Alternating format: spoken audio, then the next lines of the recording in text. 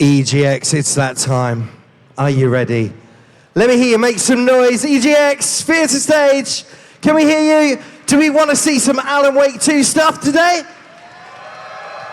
Without further ado, let me bring out your moderator, Chris String, head of Games Industry.biz, to the stage!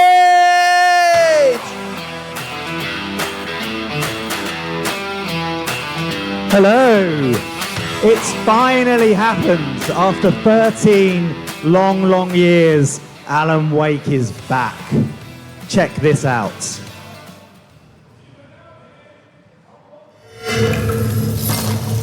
In a horror story, there are only victims and monsters. And the trick is not to end up as either. But trapped by the genre, we're all ripped to pieces along the way. No! Welcome! We have a great show for you here tonight. Alan Wake, one of my all-time favorite writers, and this on the show. He's here to talk about his latest book. Initiation tells the story of a fictional writer named Alan Wake, who is trapped in a nightmare, desperately trying to find the manuscript of a novel he has forgotten he's written. Did you write these pages, Mr. Wake? I'm trying to remember it's... You're the killer, the cult leader. No! You've got the wrong man!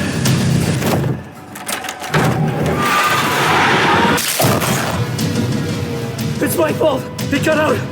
Wake has a double. Where is he now?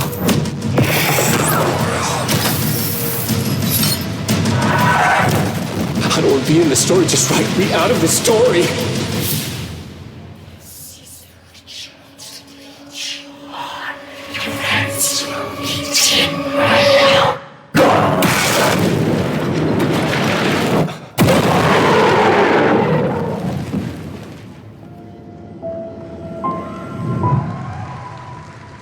I cannot wait. Now please welcome to the stage the brains behind it all, Remedy's creative director, Sam Lake.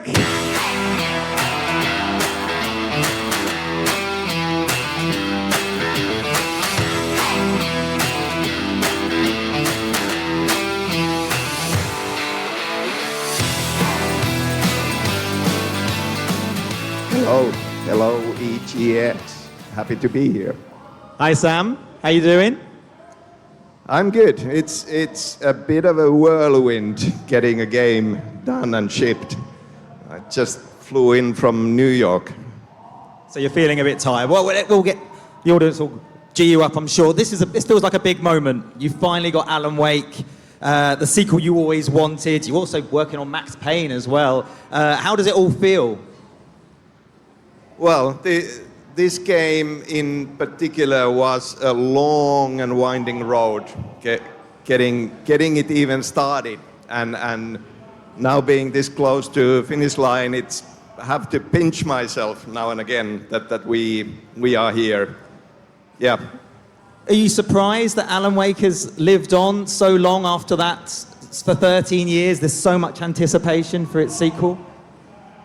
Well, it's wonderful. But at the same time, it always felt like a very special project for me, and I really wanted for us to be able to create a sequel for it.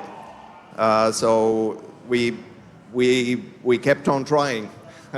Well, this is what I find amazing. The first Alan Wake, the development of the first Alan Wake was a very long and winding and difficult process. The path to this sequel is equally long. I would have thought you were sick of Alan Wake by now, but it seems to be the opposite. No, it's the opposite, and fair enough. When working on some games, and a game project taking so long, at the end of it, you do tend to feel like it would be nice to move on to something completely different now, which you can kind of see, from crime fiction to supernatural, Stephen King inspired story, to time travel, to all out weird with Control. It's been kind of a candy store thing of like, yeah, let's do that now. But Alan Wake, and maybe it's also not being able to do it and then stubbornly wanting to do it even more, and having this feeling of all the bend-up ideas and ambition coming now finally into play. Because it feels like a career moment. It's interesting, we spoke before this, because it's Alan Wake, but also Max Payne, you're bringing that game back. I know we're not talking about Max Payne, but it's this, it feels like a few of your career sort of big moments coming together. But you were saying to me before how you didn't even realize back in the day that games were going to live on for this long. Yeah, I mean, like starting to work on games, I mean, it's Remedy turned 28 years this August. And I've been there almost from the beginning, coming in to write the text for Death Rally. So it's been long, and yeah, I had that impression, especially the early years, that the content we are creating, because it's so much based on technology, it will be short-lived, and then it will fade out, and with new platforms and all, new games will come. And I've been really happy to discover that I was looking at it totally in a wrong way. That even after 20 years, Max Payne still is something that people keep bringing up and loving, and Alan Wake, 10 plus years, being just the same. And well, you've actually gone on record saying that you're glad it's taken 13 years to get this Alan Wake sequel out. I'm personally not glad, but why are you so glad that it's taken this long? There was a lot of frustration through the years of trying to get it made and then discovering that no, it's not happening now. But I feel that the ideas around the story and the concept have only been getting better and more refined. Also, with all the projects that we've done in between, there's been a lot of learnings, a lot of iteration on what can a Remedy game be, and you know how games are built and how they can work and how interactive storytelling can work in them. All of these ideas building up, and I, now like being as ambitious as we could have been for this, and all of that coming together here, we could not have made this game before now, and I'm feeling very, very proud of what the team has achieved. Well, let's delve a little bit into the game. I know that there's been a lot of new information out there already, but one of the big differences you've added with this game is the two characters. So you have Saga Anderson and Alan Wake.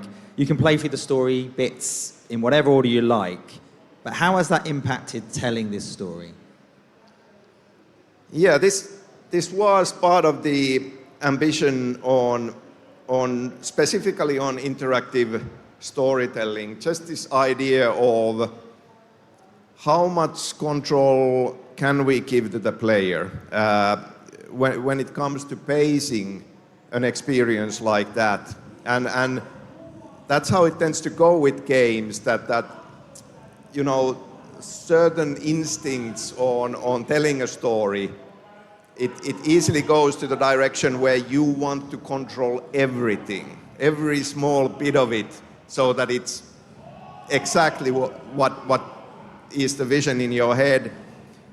But this just felt like an exciting idea, the idea that the player gets to pace their own experience between this rather complex narrative, two story threads with two point of view characters in two different locations, and yet connected in many ways. Giving up that control, like what I feel, and this was part of the learnings in Control, so much of the story was told, it's in the world, and you need to go and find it and piece it together. And there is a interesting psychological flip that happens, that when you are not force feeding it to anybody, when you are just giving a total freedom, go look if you want, then suddenly a lot of people are really, really invested and engaged in finding it and piecing it together. So coming off from that, it just felt like, let's give them, freedom for this, and hoping that people will then be even more motivated to follow it. And in some ways, it being very dense and layered, hopefully even to the point of playing it one way once and still wanting to come back and replay, and by replaying it in different way, discovering certain things that they missed on the first time, or looking suddenly at things or events from a different perspective and seeing them slightly differently. So as an interactive storyteller, is that the key is you have to accept that you have to give up some control? Yes, yes, that's how I see it, but I feel that we gain from that just as much, if not even more.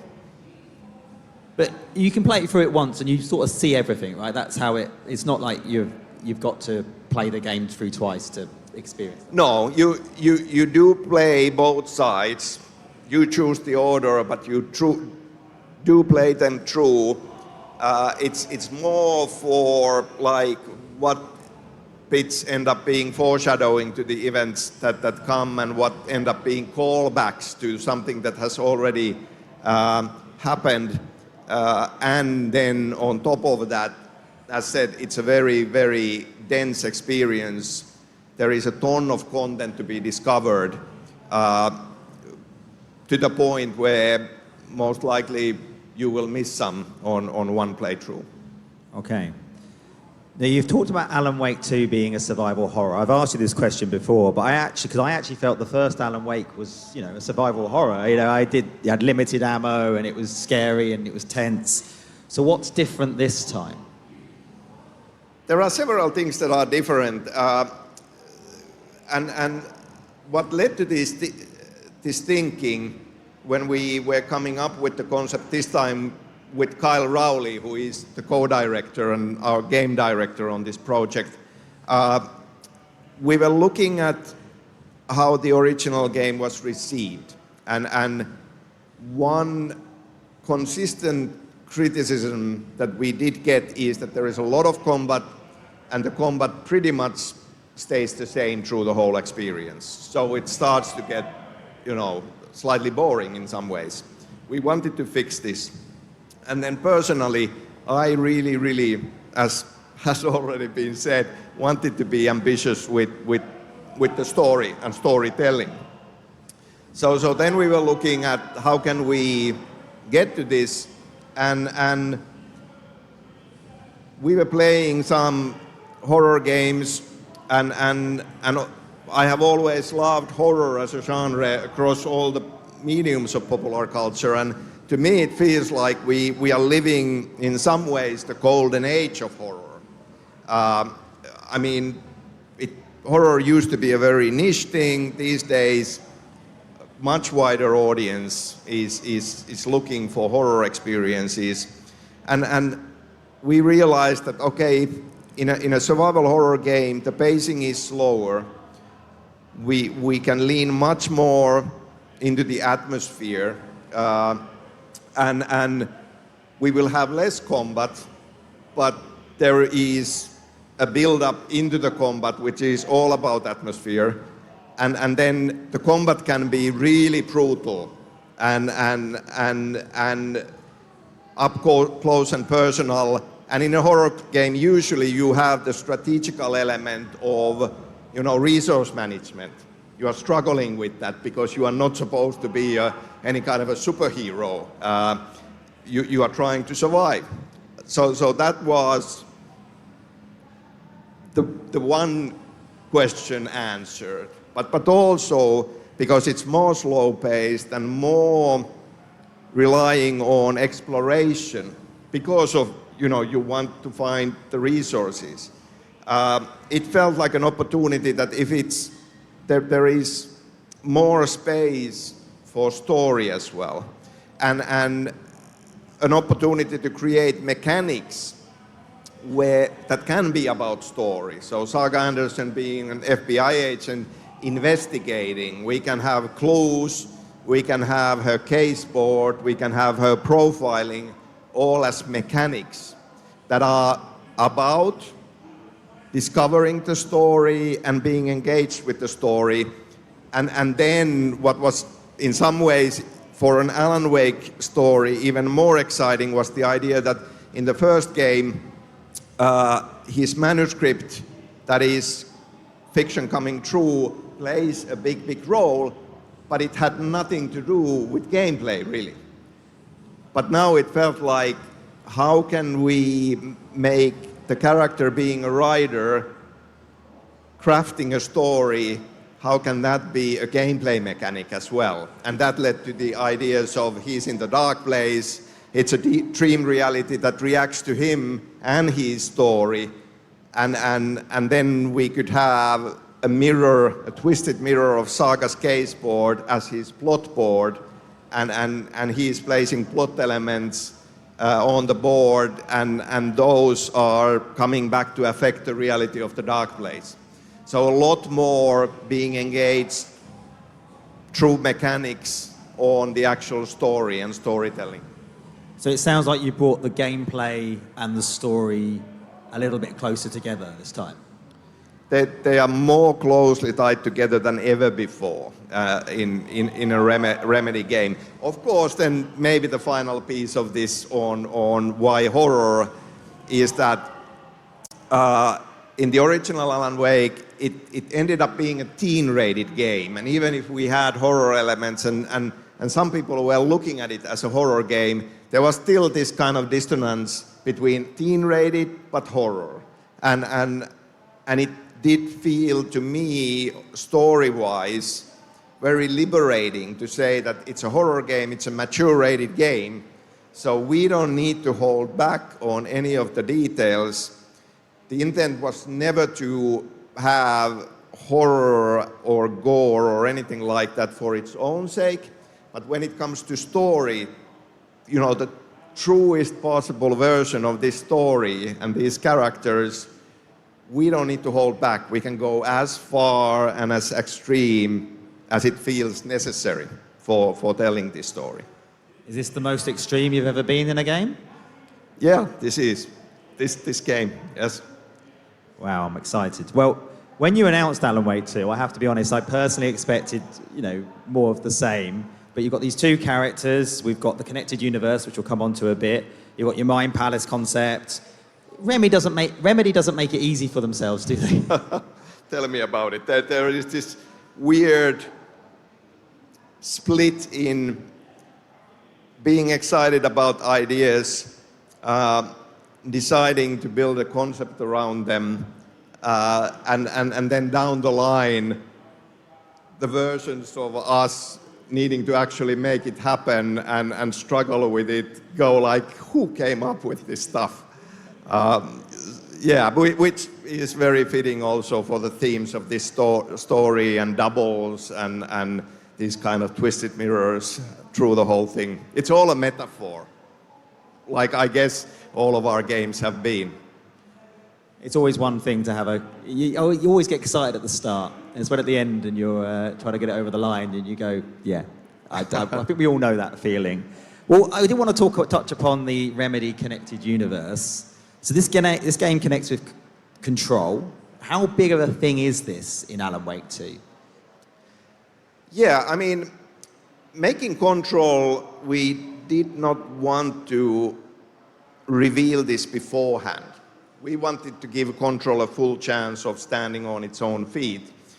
But from the very beginning of concepting Control, we knew that this is going to be in the same world as Alan Wake.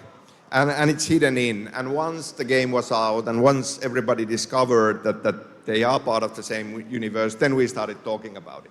And obviously the second DLC, AWE, in Control is a full crossover event, in many ways setting up Alan Wake 2. And here we are now. Remedy Connected Universe is something we are working on. I feel really, really excited about it. I love the fact that we have universe, we have these different stories that we can pull from and bring in. So this is, to me, this is a crossover event. I think players coming into this, especially those who are familiar with the previous games and familiar with Control, will be maybe surprised on how many elements there are, how many references, how many connection points there are to Control. Control is very much part of this, and Federal Bureau of Control is a key faction in this story. But it was still important, obviously, this game is going to appeal to lots of people that may never have played Control, or if they did, they don't remember what was going on in it. And I guess it's important that it isn't prohibitive.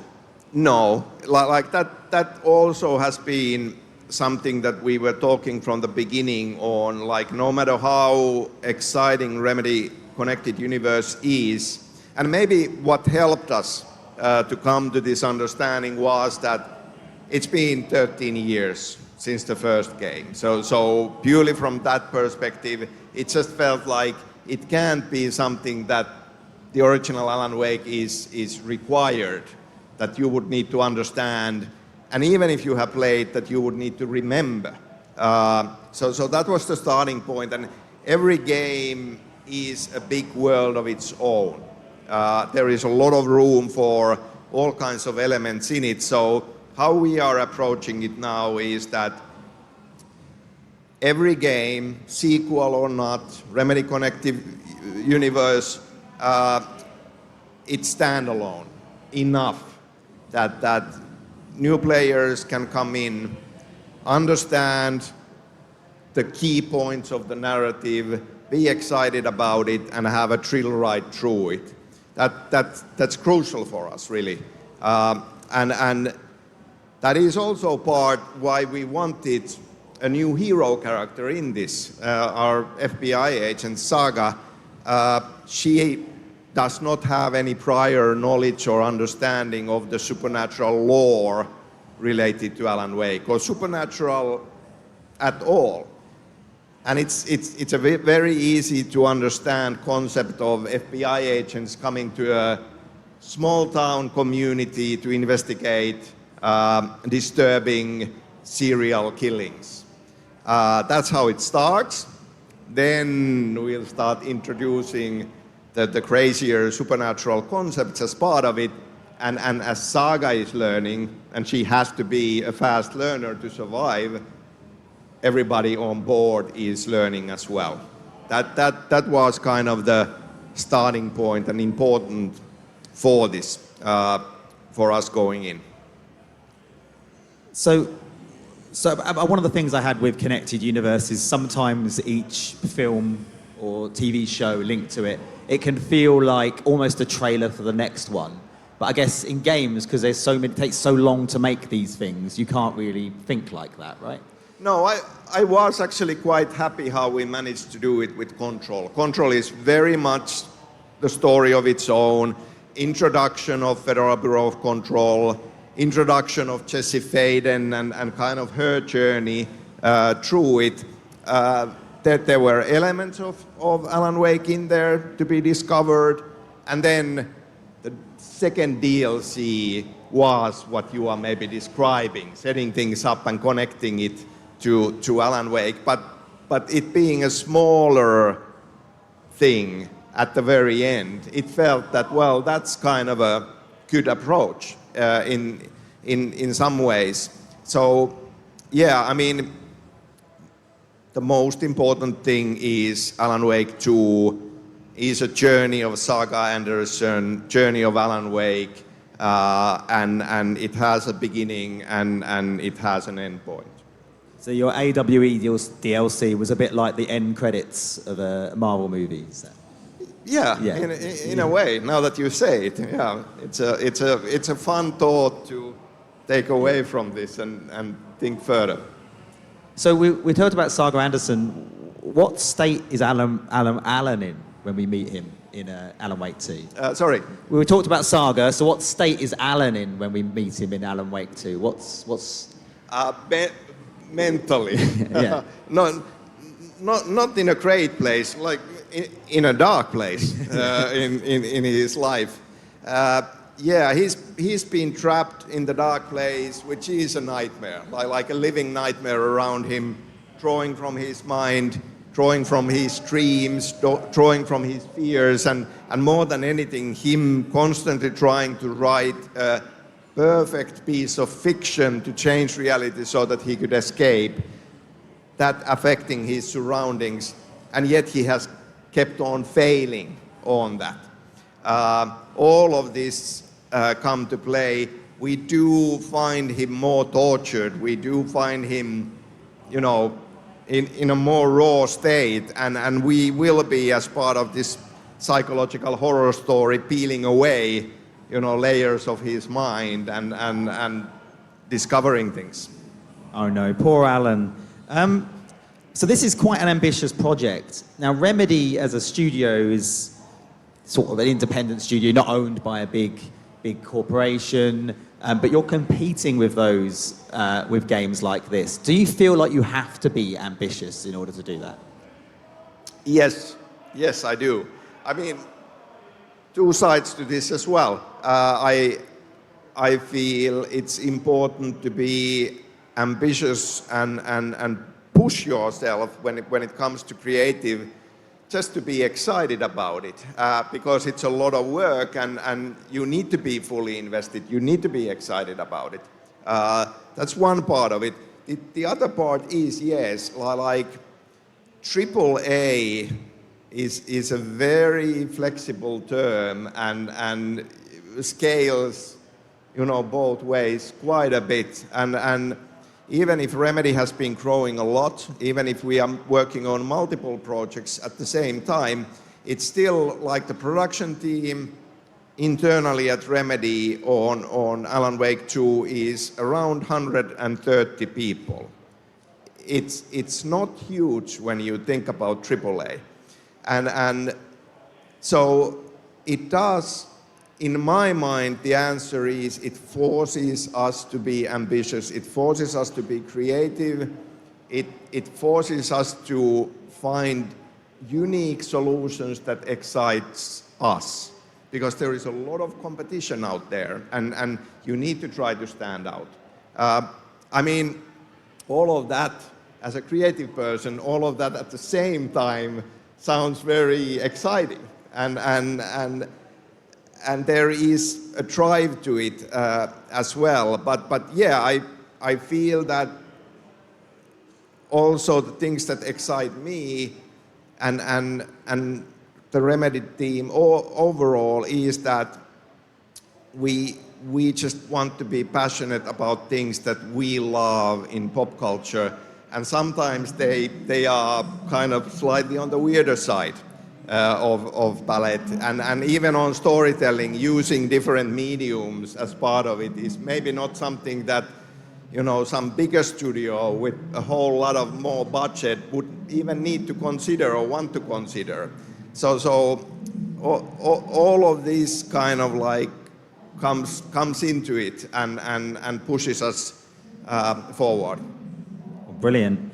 Now, you mentioned 130 people developed the game. I feel the game's come together quite quickly. I mean, compared to the first Alan Wake, it's practically a sprint, right? Has it been quick in your mind? Has it been quite easy? Well, Control ended up being quicker than we are now. Oh, really? Like it was 3+ years. We are now 4+ years, but part of that is down to COVID. We started this project when we were in full lockdown, and it did cost us time figuring things out and pushing it forward. So one thing that I find interesting is that even Control and all of our previous projects getting to the final vision and design has taken quite a lot of iteration and rounds, and sometimes changing in a big way. This one, we have never been this close to the kind of concept vision we created and went to Epic Games Publishing, presented it to them that this is what we want to build. The actual finished game is really, really close to that. And it always just felt like working on it with Kyle Rowley and our art director, Janne Pulkkinen, small team back then. We were just really, really excited about all aspects of it. And I feel really happy that it was, as a vision, it was so strong that all the kind of trials along the way didn't end us kind of like starting to doubt it or change it. But this is the game we have now. Well, I'm excited for it. Not long now. Now I'm going to ask one more question, but there's a lot of people in this room, and I'm sure some people want to ask you a question. So I'm going to ask one more question in a moment, but we have a microphone. I mean, I can't see it per air. It is right there. So if you have a question, do queue up at the microphone. We will try and get to as many of you as we can. But Sam, I'll ask you one more question, which is, it's a nice broad one, nice easy one. Maybe you can tease us with something. Maybe you can hint at something. I don't know. But what should fans expect from Alan Wake 2 when it lands in 2 weeks? Teaser. You don't have to tease. Yeah, no. We've talked about cool things with music and with live action. Maybe I'll just say, we haven't gone really far into explaining any of the DLC material. And for sure we have named the actual bigger paid DLCs, which are Night Springs, which might be something that rings bells, and the Lake House. But beyond that, we do have free DLC drops coming, and they too are pretty significant, and I'm expecting us to be going more into detail pretty soon after the game is out. But all of that will be free for everyone who gets the game. Excellent. Well, look, we've got a queue. We can actually run a little bit over, so hopefully you'll get through to everybody. But if you could introduce yourself and let us know what your question is. Hi, my name's Christopher. Hi, Sam. Thanks Hello. for coming through. Great name. Thank you. I'm a huge fan of Twin Peaks, so I really enjoyed that there were subtle and not so subtle references in the first one. Are you able to confirm or deny if we have any references in the sequel, or if you've just let the Alan Wake universe sort of breathe for itself? Yeah, I love Easter eggs, and I feel that has kind of led us to the idea of the connected universe in exactly the way that you say, that some obvious nods, but then finding a way of actually just doing what we have done, but with our own thing. So it is more of our own thing, I feel. That being said, I did deeply love the final season of Twin Peaks: The Return. Some find David Lynch's material disturbing. I found myself grinning from year to year through all the 18 episodes of it, massive amount. Yeah, I loved it. There were some ideas there that to me just gave further certainty on the ideas that we were thinking about and working on, and trusting those ideas. Thank you. Good luck with the launch. Thanks, Christopher. Hi. It's really weird seeing you in person. So, I'm a really big fan of Quantum Break, and I'm a big Sean Ashmore fan. And it recently just got revealed he was actually going to be one of the detective characters alongside Saga in the game. So I was actually wondering, what was it like working with Sean Ashmore again? Because I don't know if it's been like a few years since you worked on Quantum Break with him or anything like that. Yeah, it's been a while. I love Sean. He's a good friend, and to me, bringing back actors that we have worked with previously is something that I loved. I was trying to get to the point of like actually making it part of this experience, but things change, and they're like ambition grows. I have loved all through these years collaborating with Poets of the Fall. They are great, and they are very eager in the collaboration. So when we came up with the concept of in-world band, Old Gods of Asgard, that they kind of slipped into, and in some ways I always felt that they were kind of gleeful about it, because I know Marco from Poets since childhood, and we grew up playing tabletop role-playing games and listening to heavy metal while we were at it. And I just knew that, okay, Poets is not a heavy band, but what if this one is? And you could draw from all of this and just go nuts and create these songs. They jumped at it and loved making it.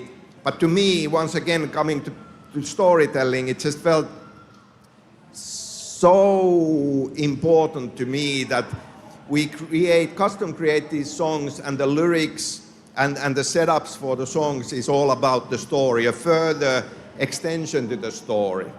And then in Quantum Break, we kind of took a different road, but I kept on thinking, I want to do more with this. And then with Control, we were playing around with this idea that could a song be created from the scratch to be a dynamic song, that it kind of changes depending on how you play. And that was a huge success. Like, it seems like everybody loves Take Control and the Maze. So coming out of that, I was just like, now let's go all the way. Like let's go so far it's becoming ridiculous. And now we have 3 new songs, very different songs from Old Gods, in as part of the core experience of this. They all play a important role of it. But we didn't even stop there. Now we are collaborating with many other song makers, and we being kind of together working on it to create different types of songs. You just heard the Follow You Into the Dark, which is the end of episode song in the first chapter playing Saga. And the lyrics are all about her and her situation. And we have a number of these now, very different styles, talking about the different element of lore or focusing on different character. So everything in music really now is an extension of storytelling. That sounds brilliant. Thank you so much. Quite the answer. Hello, my name's Dan. Big fan of yourself and Remedy. Hey. You've mentioned that over the years there's been a lot of different ideas for Alan Wake 2 that have evolved and didn't work out, but this was the one that you finally settled on, and this is the one that Alan Wake 2 needed to be. And I was wondering, if recent years and time passing has affected what that idea has looked like with COVID and the isolation following that, and like a dark place following that, and even like the technological side, like the generational leap, and how that can affect how stories are told in games, and how much of an effect time has had on that idea. I always feel that we have drawn a lot from the journey we've had. In some ways, I felt that, Remedy ending up struggling a lot, figuring out, what do we want to do after Max Payne, and going on that winding road before we found Alan Wake and the actual elements of it. To me, Alan Wake is a metaphor of Remedy on one layer of it. And obviously, he's been hugely successful in his career writing a certain detective character, a fictional detective character set in New York. And obviously Remedy was hugely successful creating Max Payne. So there is, on that level of Max Payne games and Alan Wake, there is this kind of a metaphor of Remedy's journey, in a way. And what I feel now in Alan Wake 2, what I think is so fitting is that he ends up making this huge sacrifice at the end of the first story, and because of that he is trapped in the dark place. And because stories related to Alan Wake are all about stories and storytelling and rules of storytelling, it's clear that if there is a big sacrifice, then there is a big price to pay to undo that situation. And funnily how fiction affects reality, it took us a long, hard struggle of 13 years, and because our universe is, at least so far, proceeding in real time, he ends up being trapped in the dark place for 13 long years. And if you would ask him, it's been 100 years at least, how it feels. So that's kind of a metaphor of how we are drawing from our circumstances into these experiences as well. Thank you very much. Thank you. Hi, my name is Jose. I'm from Guatemala. My question is in regards to the camera angles when it comes to your previous games, because I think Remedy has been like very iconic when it comes to like the camera angle where the character perspective is. And I see that it is being like remade in Alan Wake 2. It's completely different. Like it's from like the shoulder perspective. What inspired that change?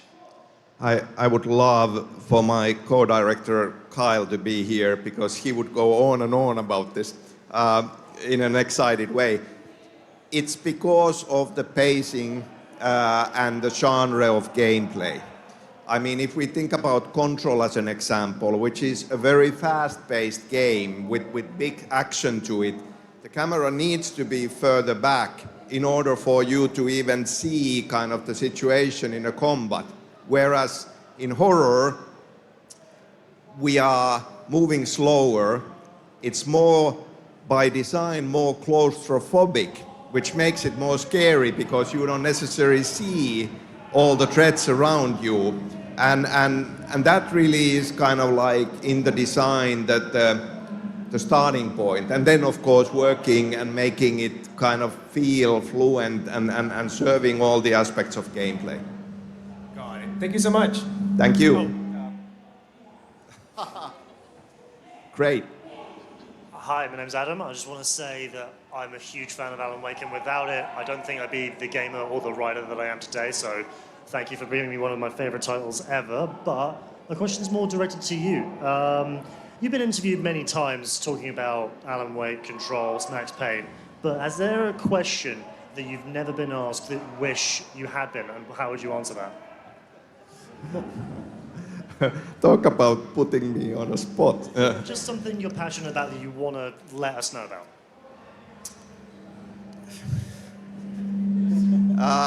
I drink my coffee dark roast and black. As do we all. It's the fuel for the darkness. Thank you very much. Thank you. Hi. Hello.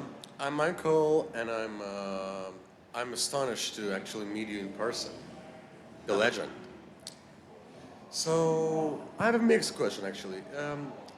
I always saw Alan Wake, both of them. They had this feel of being stuck each time. The first one was about the writer who has a writer's block. The second one is the writer who's stuck in his own work too much. And each time I always ask my question, it seems like every time you are always stuck when you're starting, continuing, and even finishing. In middle of production, writing the game, writing the story, gameplay, dialogue, everything. There's this feeling of getting stuck, or someone has another idea that's similar to your idea. And you feel like I have to change it, but you get stuck and you just don't know what to do. What you would exactly do about that? Yeah, I feel maybe we are dramatizing things quite far in the original Alan Wake when it comes to how I feel about creative process overall and writing and coming up with ideas. His block is so fundamental, and of course it also talks loudly about the problems he's having in his life overall. It's not actually just not being able to write, it's being totally lost in his own life at that point. So to me it feels very usual coming up to a point in a story where I don't immediately have a solution. Sometimes I do. Sometimes there is just this kind of like, how can I get this down fast enough so that I don't lose these details that I'm thinking about and feeling now. And taking notes is the key, which I always, it feels at the key moment, forget to do, or this is such a great idea, I don't need to write this down, I will remember it, and then you will not. But I feel that when getting stuck on something,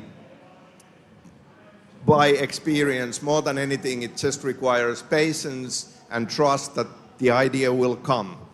And the mental image I have is kind of resting against this question in my mind, not pushing too hard, not forgetting, just, thinking around it and just letting time.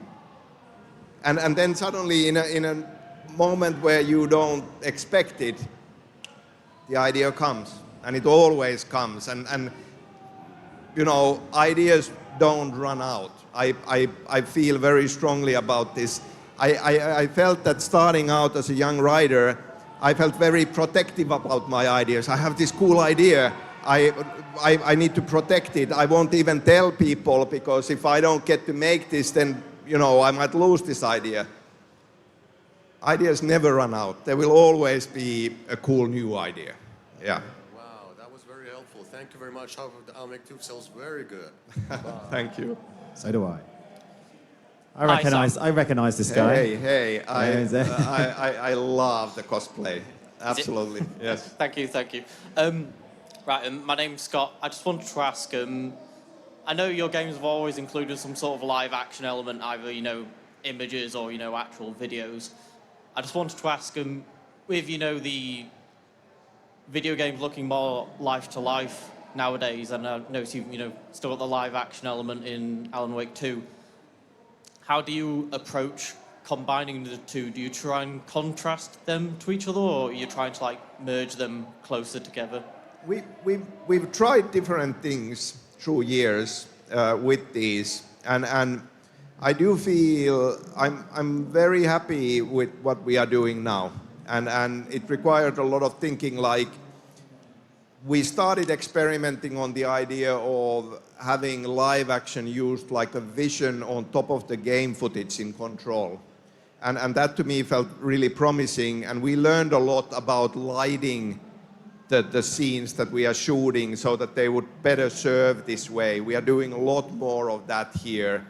And my drive here is both things that you say, contrast, but also integration. And the Dark Place being a dream reality allowed us to find ways of kind of having it on the critical path. And Alan Wake ends up slipping into these scenes, being confused, experiencing the scene, and ending up back in the game world. So integrating it, but at the same time, because the dark place is supposed to be this disturbing reality where we are questioning what's true and what's not, and being surprised by the reality around it, the contrast serves that as well. Thank you. Could I just ask, my friend who couldn't be here today gave me some art. Would I be able to give this to you? Yeah, of course. Yeah. Shall I walk? Yeah. Thank you. Oh, awesome. Thank you very much. Hello. Hello, Sam. Hey. This suddenly got very real. Less of a question, more of just something that I'd really like to say to you. And I think I speak for everyone here. Your passion for what you do is honestly so inspiring. And every interview where you talk about Alan Wake 2, you look like you're going to cry. And thank you. It's just so nice to see you enjoy what you do so much. And I know you're not doing any photo things, but I would love to get a photo with you if I could. Well, we're going to do a big group photo, I think, at the end of this. But I'm sure we can sort of sort out. Yeah, in the interest of time, like we looking at the timer there, saying 5 minutes, and yeah, yeah. I mean, I understand if you can't, but yeah. We'll grab one. We'll grab one in a bit. But thank you for the kind words. Yeah, very kind. Yeah. Thank you. Hi, sorry, my name's Kieran. First, I want to say your outfit is incredible. Thank you. I just had a quick question of, is there a detail about the game or like a small aspect that you don't tend to see in like any of the trailers or isn't really noticeable that you would like really passionate about and you really like and you just want to draw attention to? Well, there is a lot in this. I felt that maybe partly because it took so long to get to this that it really, I felt almost this kind of like desperate urgency of just going all in and pushing so many crazy ideas that I felt excited about into this experience.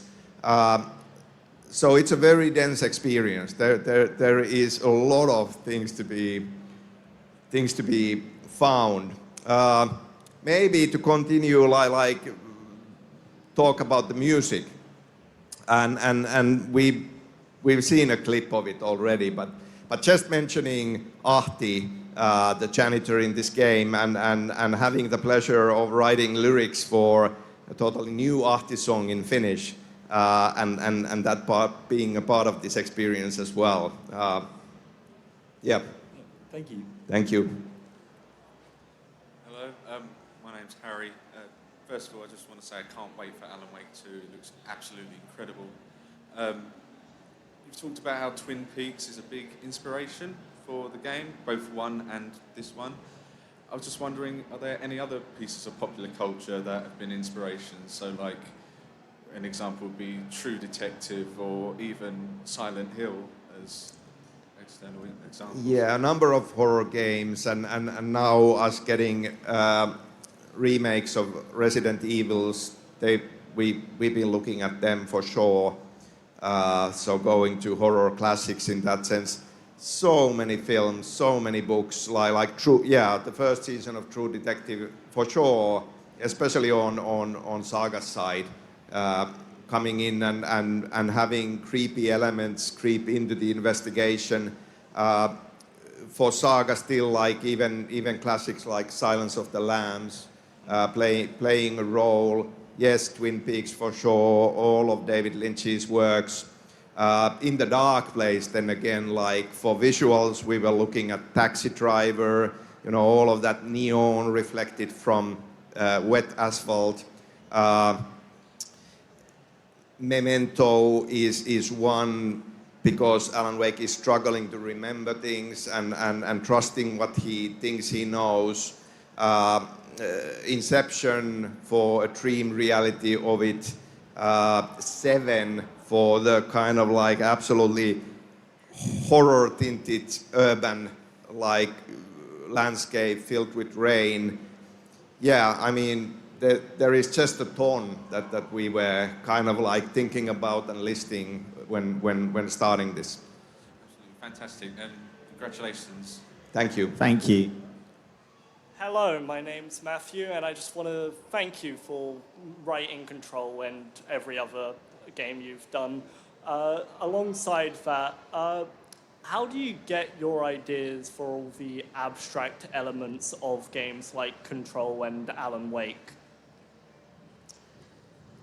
Yes, they come from somewhere. Dark place. It's a good question. Like, I'm drawn to that in fiction. I'm drawn to things that can't be explained, that are more about the mood or stylization or emotion. Like the very quote from Stephen King, how he started the first Alan Wake, about, you know, things that can't be explained, and those stick in your mind. I love things like that. They excite me. I get excited when I don't understand, and where something is abstract enough, or the feeling of like, ultimately, we are not equipped to understand these strange forces. That to me is great fuel for writing supernatural stories, and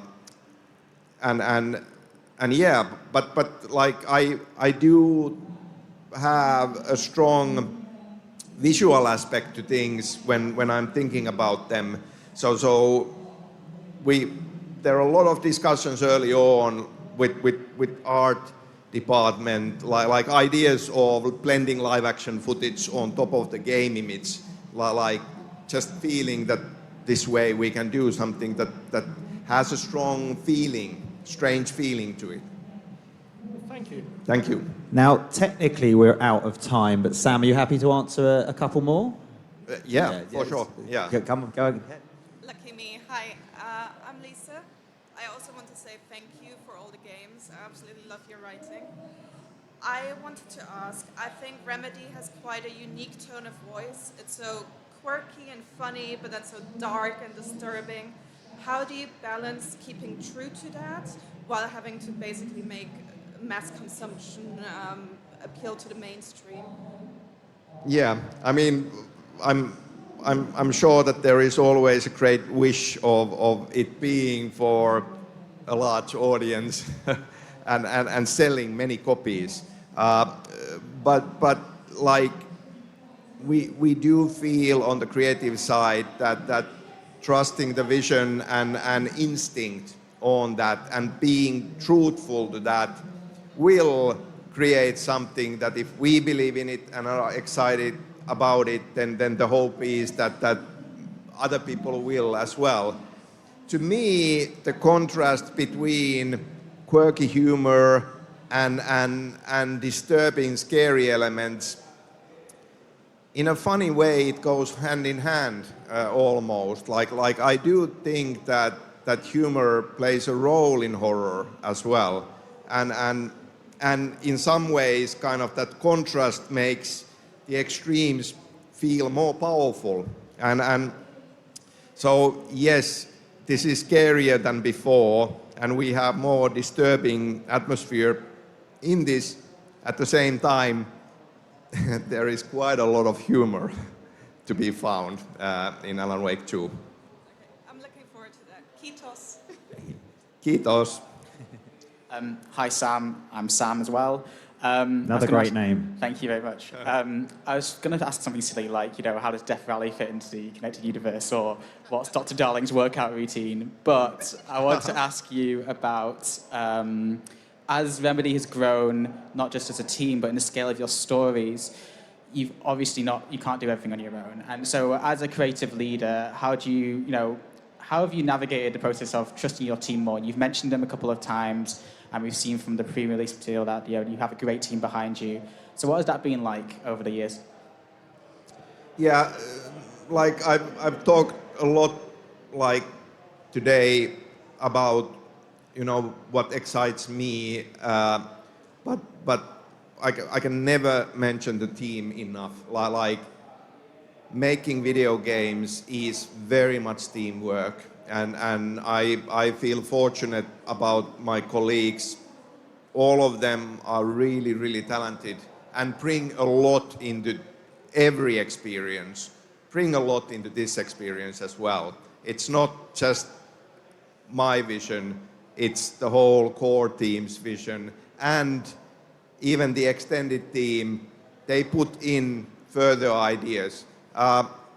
It's a lot about communication, it's a lot about talking about things and presenting things and talking about references to make everybody kind of be on the same page of what are we trying to achieve. And I feel that part of my work as the creative director is to also listen to the ideas of the team and try to incorporate as many ideas as possible. Sometimes something is clearly there is no room or it doesn't feel like the right part. Sometimes the idea is good, but it requires some iteration for it to find its place. But it's an important part of making games, kind of like be collaborative and include the team into the process as much as possible. Thank you very much, and looking forward to the game and whatever comes next for you guys. Thank you. Thank you. Hello, I'm Gareth. I'm looking forward to Alan Wake 2. It's been a long time coming. You're saying about the connected universe.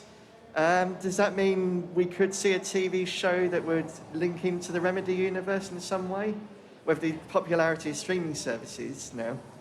Well, like, we are exploring possibilities of having our stories be present in other mediums than games as well. There has been a lot of interest on Control, on this since it came out. And we have been exploring an idea of an Alan Wake show with AMC. So nothing further to say, no new news on this. We've been really deeply engaged on getting this game done. So there's been very little bandwidth. And for us, it feels like it's important that if something like that would happen, we would be an integral part of that. So that it's really additive and not just a different spin on things. So no news. I'm personally hoping that something like that would happen at some point. And just one last quick question. In the American Nightmare DLC, The Old Gods of Asgard, there's a track in there where later on in the track you played it in reverse. There's a hidden message. Who was behind that idea? I was. And it felt like such a heavy metal cliche that we had to do it somewhere. All right, thank you. Thank you. We probably, is there three? Let's go for this. Let's get everyone. Yeah. Hi Sam, being here right here, I'm feeling like Rose meeting Alan Wake. I'm a big fan of your work. Alan Wake, I think I can confidently say, is my favorite game with its story, music, atmosphere, and characters. For a long time, Alan Wake 2 was a dream of fans, and I'm sure the team at Remedy too. I just want to thank you from the bottom of my heart for never giving up on bringing back our favorite writer and creating what looks to be a stunning experience. This dream becomes a reality that we can all play in just 2 weeks from now, and even at the back of my head, it just feels like Alan Wake 2, is it confirmed? It is confirmed. Hey, Alan Wake 2 confirmed. In 2010, Bright Falls aired, and it was a fantastic prequel series to the game. Is there a chance that we could see Jake Fisher in the future? Does Remedy have any plans for him? Not at the moment. And even if it might be a disappointment, like we have in this game a larger character gallery than in any previous games, and it does come down to budget as well. creating a game character these days with the current fidelity is getting to be more and more expensive. So had to make some choices along the way. But, well, never say never. Thank you so much. Thank you. Hello, my name's Daniel, and I was just wondering who decided to go pure digital only? Because a lot of people love collecting physical media, collector's editions, steelbooks. If you even did a digital release, then a couple of months later do a physical release, I would still buy that hands down. And would we ever possibly see American Nightmares remastered? I'll start with American Nightmare. Yeah, we did discuss that when we did the remaster, but the reality of it was that the tech base underneath the hood of American Nightmare is already so different from Alan Wake that it would have been a separate project back then. So it didn't make really business sense at the time. Yeah, Alan Wake 2, as we've talked about, I appreciate your passion. I really do. It is a digital-only game, and this is a decision between Remedy management and our publisher. And I hear you. There are no other plans as of now. Okay. Yeah, just to say, like, even if it was like exclusively to Remedy website and that in future. There's no plans right now. So we've got one more question, one very quick one. Hello. Hello. My name is Tom, and comparing Ashtray Maze from Control to Alan Wake 2 level design, what's the base? What's the best level in Alan Wake without giving any spoilers? Well, I think that there is interesting discovery on. We did the stage fight in the original Alan Wake on the field with Wake and Barry and All Gods of Asgard song, and that went to be so popular. People were quoting that as their favorite mission. And then we did Take Control for Control, and everybody were kind of raving about it. Yeah, I guess the challenge for us is how on earth can we come up with ideas where we are, topping ourselves on something like this. Definitely something that we have discussed. Let's leave it at that. Thank you for making such amazing games. Thank you. Thank you. So we're out of time. We're well out of time. Sam, you've been so generous with your time. Thank you. Alan Wake is out on Xbox, PlayStation, and PC on October 27th. So give it a download. Thank you for coming. Everyone give him a big round of applause, yeah? Do we want to have a photo? Should we get... I think so. Does everyone want to have a photo with Sam? So